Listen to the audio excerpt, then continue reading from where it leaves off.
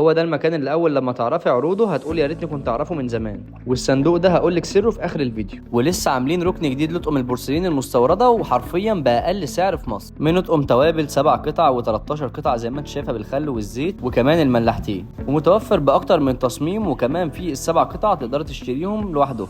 وكمان اطقم قهوه واطقم عشاء، كل ده ترندي وجديد جدا في مول القدس. كل الاطقم دي على ستاند من الستانلس ستيل مطلي طلاء مذهب غير قابل للصدى. وكمان الاطقم الترندي بتاعت نور المصطفى اللي على صينيه من الخشب البامبو، وكمان 3 معالق المعيار. بص كده لجمال الديكارات، اختاري الديكاره اللي تناسبك واطلبيها دلوقتي من رسائل الصفحه، او اتصلي على الرقم اللي قدامك على الشاشه توصلك لحد باب البيت. وزي ما قلت لك متوفر طقم توابل 13 قطعه، 3 قطع للشاي والسكر والبن، واربع قطع للتوابل، وكمان ازازتين للخل والزيت وملاحتين. ولو مش محتاجه الخل والزيت والملاحتين اطلبي الطقم السبع قطع. كل الاطقم دي بغطاء محكم الغلق بجوان من السيليكون علشان يحافظ على ريحه التوابل زي ما انت شايفه قدامك كده لاطول فتره ممكنه، وده اللي بيميز طقم التوابل عن اي طقم توابل عادي. وطبعا الستاند ده غير قابل للصدى، وكمان في اكبر تشكيله من رشات السكاكين الستيل. اعملوا لنا متابعه علشان هنعرضها لكم في فيديو تاني لوحدها. وسر الصندوق ان لو فاتوره مشترياتك عدت ال 5000 جنيه من مول القدس قبل يوم 30/8/2024 هتدخلي السحب على 10 جوائز اجهزه كهربائيه.